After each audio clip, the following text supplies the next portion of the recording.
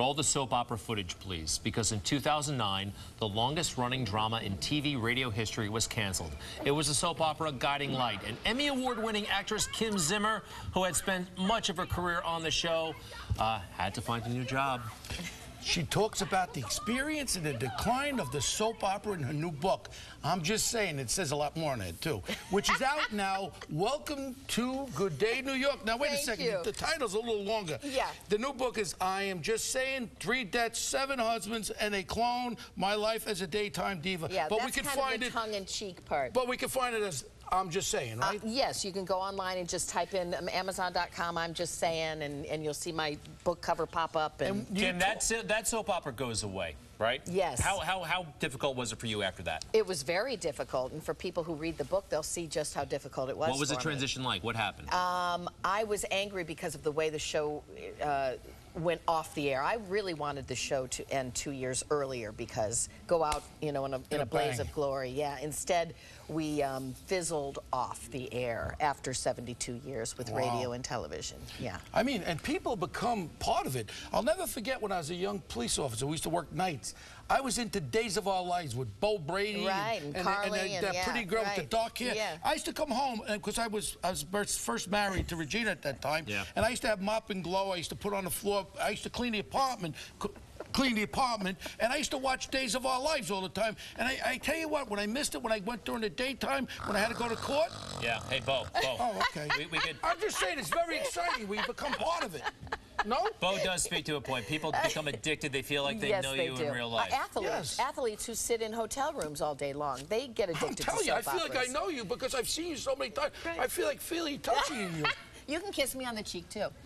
Thank you. All right, that's beautiful. That's hot stuff. That's hot. Now I approve. Okay. All right, so Kim... The book was very therapeutic for me to write because of my closeness to 28 years I spent on this show. You didn't have 7 husbands in real life. That's all on the show, No, married to one man for 30 years as of August 29th. Where do you live? In Montclair, New Jersey. What's the advice? What's the takeaway for people who are not soap stars but might be entering, you know, some period of transition?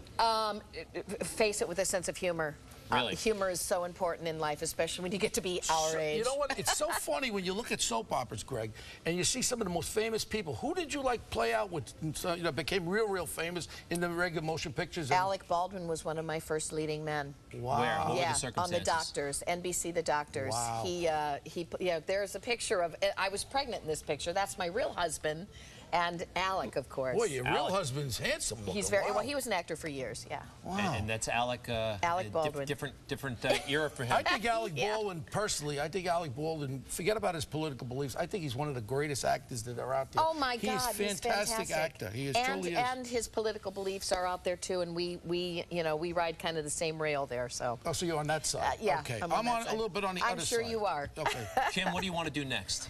I'm doing a lot of what I love the most, which is live theater. I'm going off to play Norma Desmond in Sunset Boulevard in Michigan at a wonderful old stock theater in outside of Kalamazoo, Michigan. Who plays the gigolo? Who plays the young man? Joe Gillis. I don't know yet. Why you want to come?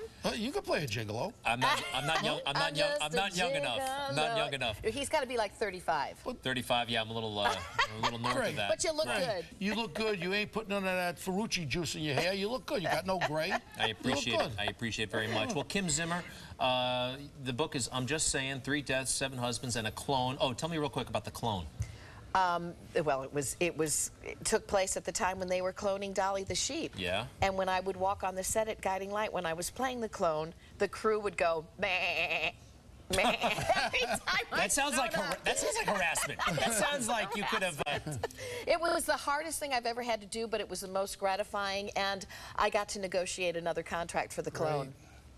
Right. Well, you're one of the most recognizable soap opera stars there is. And when you walked over here, I truly, with all my heart, knew who you were. And it's really an honor to meet you. You put a lot of years in there, a lot of time. I did. And now on to bigger and better things. I feel like I'm starting. What does Yogi Berra say? Deja vu all over again. Yeah, we like it. It's starting all over again. Yeah. All right, Kim Zimmer, nice to meet you. You know what? Coming up, we're going to be talking to Mike and how he's supposed to be eating, because I'm starting to see the way Mike looks over there. He's starting to lose ounces ounces by the minute, and we're going to be doing and talking about a heavy carb diet because that's what he's got to do the triathlon.